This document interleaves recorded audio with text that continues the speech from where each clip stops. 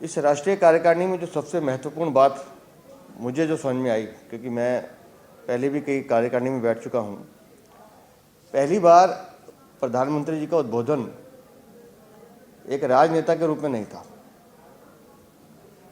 उनका जो पूरा उद्बोधन था वो राष्ट्र नायक के रूप में था।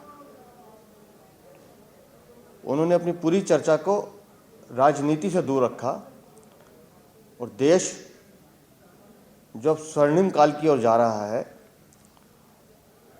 उस अवसर का लाभ देश की सभी जनता को कैसे मिले और जिस अमृत काल में हम जी रहे हैं, उस अमृत काल में उस अमृत पथ को हम कैसे कर्तव्य पथ पर ले जाएं, कैसे अपना अपना योगदान उसमें करें कि जिस तरह का भारत, स्वर्णिम भारत हम देखना चाहते हैं, आज जो पीढ़ी यहाँ बैठी है वो उसको साक्षी बन सके, उसको देख सके, इस उद्देश्य से उनका पूरा उद्बोधन था। उन्होंने इस पूरे उद्बोधन में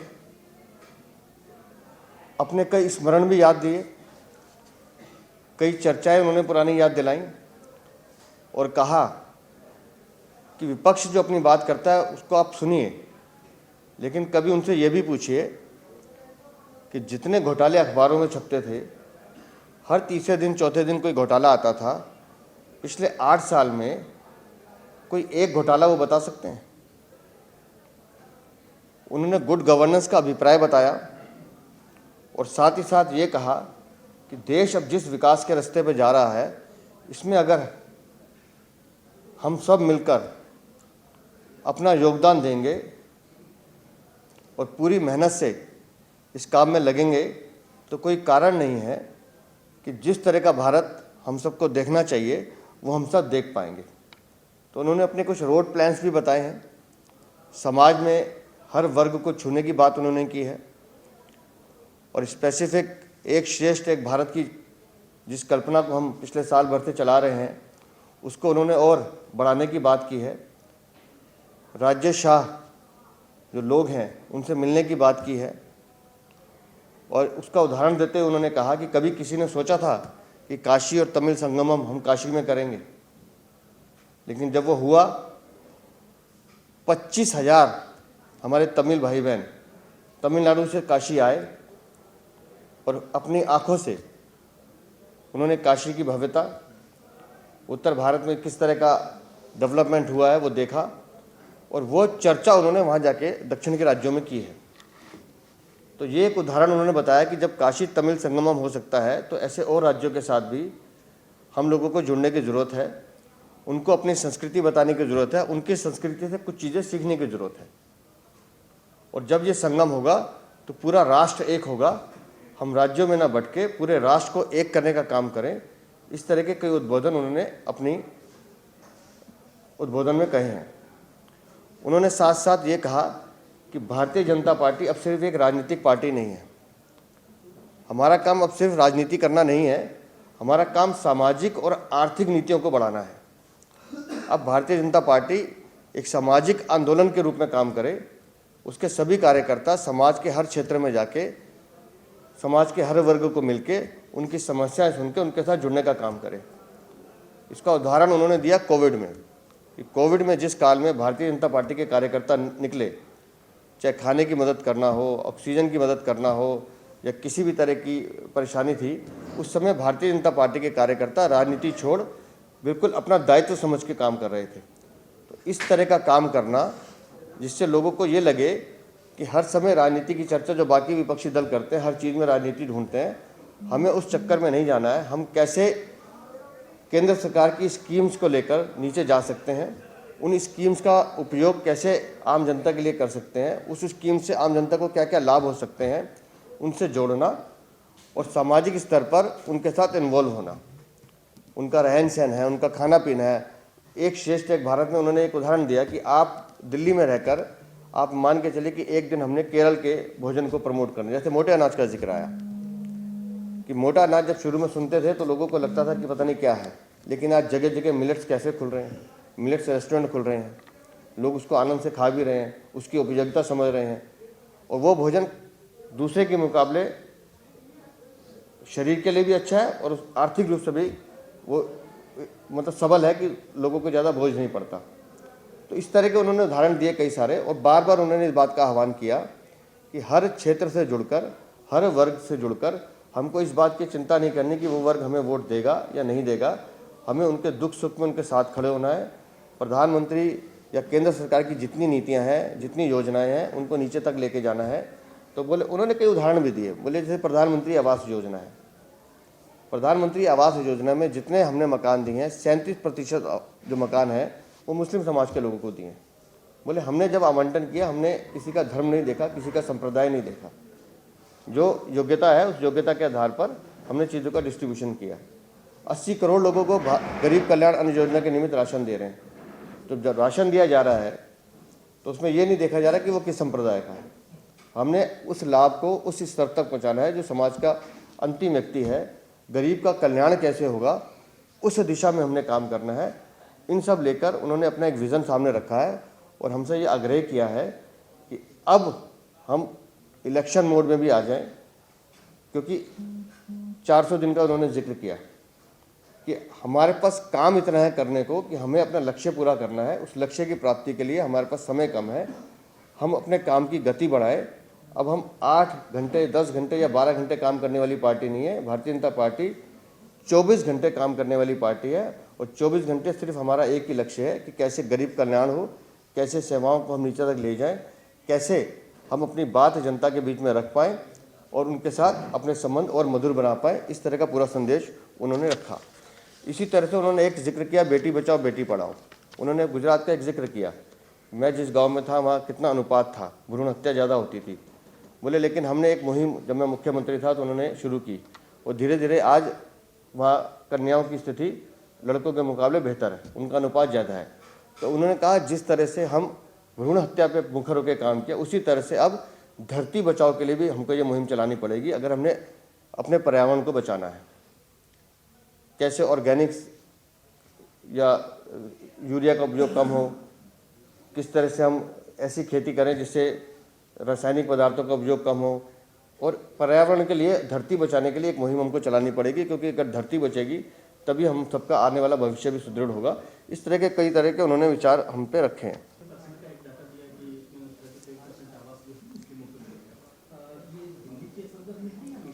पूरे नेशनल के, दिल्ली में तो प्रधानमंत्री आवास योजना दिल्ली में कहाँ लागू करने दे रहे हैं ये। अभी तो हमने जो फ्लैट दिए हैं 3024, उसमें मुझे डाटा एग्जैक्ट नहीं पता, लेकिन उसको हम निकलवा के बताएंगे आपको। हाँ, तो आप कह रहे हो धरती बचाओ, लेकिन आपकी सरकार लड़कियां नहीं बचा पा रही है। दिल्ली के अंदर स्वाति मालीवाल ने बोला है कि सरकार पुलिस इसके अंडर है, लेकिन उनके साथ छेड़छाड़ की गई है। कल रात को घसीटा गया, अभद्र भाषा का इस्तेमाल किया गया। आप कौन सी बात, वो जो अंजलि वाली मालीवाल का ट्वीट है, कल कुछ हुआ है क्या? दिल्ली महिला की अध्यक्ष है, उनका ये ट्वीट है कि मेरे साथ कल अभद्र भाषा में बात की गई, घसीटा गया, छेड़छाड़ किया गया, इसके बाहर की ये घटना है। तो क्योंकि दिल्ली पुलिस आपके अंडर में है, उसके बाद आप धरती बचाओ की बात करें, लेकिन लड़कियां नहीं बचा पा रहे हैं आप। मुझे ऐसा लगता है कि इस विषय की और जानकारी सामने आने दीजिए। अगर ऐसी कोई घटना हुई है तो भारतीय जनता पार्टी उसकी निंदा करती है, मगर इसकी अभी विस्तृत जानकारी सामने आनी चाहिए और उसके बाद हम इस पर कोई टिप्पणी जरूर करेंगे। अंजलि का मैटर हुआ, जब घसीटा गया कई किलोमीटर तक, उसके बाद भी दिल्ली पुलिस कह रही है कि हमने देखा नहीं, लापरवाही हुई है, सस्पेंशन भी हुए। अब अगर आप ये कहते हैं कि घटना को देखा नहीं, समझ रहे हैं, पहले बात करेंगे, तो स्वाति मालीवाल का इतना बड़ा ट्वीट है, तो उससे निंदा करना काफी। अंजलि के मैटर में धारा 302 केंद्रीय नेतृत्व के कहने पर लगाई गई है। इससे सख्त कार्यवाही उस मामले में कोई और नहीं करी जा सकती। और मैं फिर तोशी जी एक निवेदन कर रहा हूं कि स्वाति मालीवाल जी के मामले में भी अगर ऐसी कोई घटना हुई है तो भारतीय जनता पार्टी और किसी भी राजनीतिक दल से पहले उसकी निंदा करेगी। उन्होंने ट्वीट किया है, मगर उसकी विस्तृत जानकारी पुलिस से भी आ जाने दीजिए, उसके बाद हम जरूर बोलेंगे। अध्यक्ष जी, एक चीज मैं राष्ट्रीय कार्यकारिणी के संदर्भ में पूछना चाहता हूँ, क्या आपको भी वहाँ पर दिल्ली के बारे में कुछ प्रेजेंटेशन कुछ रखने का मौका मिला था? आपने वहाँ पर क्या बात रखी थी और प्रधानमंत्री जी की तरफ से आपको क्या उस पर प्रतिक्रिया मिली थी? देखिए, दिल्ली के अध्यक्ष के नाते स्वागत भाषण के लिए हमसे कहा गया था, लेकिन जिन राज्यों का वृत्त रखा गया था उसमें दिल्ली को नहीं कहा गया था। और स्वागत भाषण में दिल्ली की हमने परिकल्पना बताई थी कि दिल्ली जब पहले लोग आते थे वो मुगलकालीन अवशेष देखने आते थे कि दिल्ली चलना है तो हम ये देखेंगे वो देखेंगे, लेकिन अब दिल्ली जो पर्यटक आता है वो कर्तव्य पथ देखने आता है, वो मुगलकालीन अवशेष या खंडर देखने नहीं आता, वो सामर्थ्य का बवंडर देखने आता है, वो नेताजी की प्रतिमा देखने आता है, कर्तव्य पथ देखता है, प्रगति मैदान में बनी टनल देखता है वो। तो अब दिल्ली वो दिल्ली नहीं रही जिसकी कल्पना पहले करते थे। अब दिल्ली उस विकास की ओर जा रही है जिसकी कल्पना माननीय नरेंद्र मोदी ने पिछले 8 साल में की है। ईस्टर्न पेरिस से वेस्टर्न पेरिस से जो रोड्स बने हैं, ये चीज़ें दिल्ली के पर्यटन को बढ़ाने वाली चीज़ें हैं और मुझे लगता है आने वाले समय में दिल्ली को और बेहतर संसाधन मिलने की हमने उनसे अपेक्षा भी की और हमें लगता है वो मिलेगा भी। एक अंतिम चीज इससे जुड़ा हुआ प्लीज, लोकसभा चुनाव में आपकी बड़ी अच्छी जबरदस्त पकड़ रहती है, 2 बार आपने 7/7 आपने स्कोर किया है, लेकिन विधानसभा में आप अच्छा नहीं कर पाए हैं। अब प्रधानमंत्री जी ने जैसा लक्ष्य चुनाव को लेकर के दिया है, अब आपके पास में लक्ष्य क्या होगा और उसको कैसे इम्प्लीमेंट करने की कोशिश करेंगे, लोगों के बीच में अपनी वो पहुंच मजबूत कैसे करने की कोशिश कर पाएंगे? पहला लक्ष्य तय है, उसकी पूर्ति भी करेंगे। 24 में 7 की 7 सीटें जीत के हैट्रिक बनाएंगे। इसको आप नोट कर लीजिए। जैसे वो कागज़ पे लिखते हैं ना, मैं कागज़ पे लिख के नहीं दे रहा हूँ, मैं आपको बता रहा हूँ। और 25 का चुनाव की तैयारी आप मान के चलिए वो शुरू हो चुकी है और उसके त्वरित परिणाम भी आपको देखने को मिलेंगे, जल्दी मिलेंगे। 4 दिनों का दिल्ली विधानसभा का सत्र आज चौथा दिन है।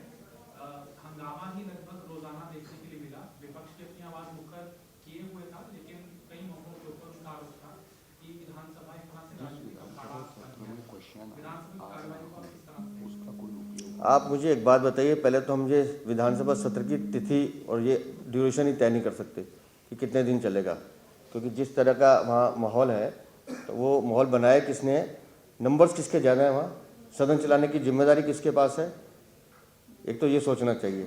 और ये पहला विधानसभा सत्र नहीं है, ये मैं कई लगातार से देख रहे हैं कि जिस विधानसभा सत्र में क्वेश्चन पूछने की इजाज़त ना हो, क्वेश्चन अवर ही ना हो, ऐसे सत्र को रखने का फ़ायदा क्या है।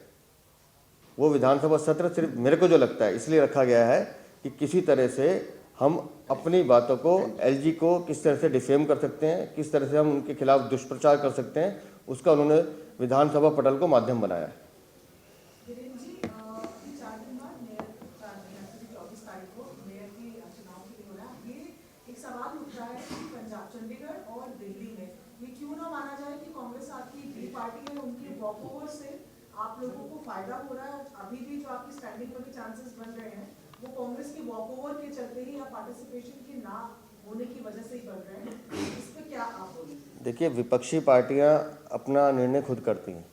कांग्रेस वॉकओवर कर रही है, हम तो आपके माध्यम से कहते हैं उनको नहीं करना चाहिए। अगर वो कर रही है तो सवाल उनसे पूछना चाहिए।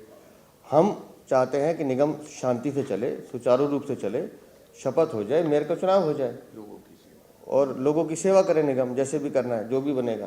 तो उसमें कांग्रेस की क्या भूमिका है? आम आदमी पार्टी की गुंडागर्दी आपने देखी थी। 24 तारीख को वो गुंडागर्दी ना करें, मैं आपके माध्यम से अपील करता हूँ।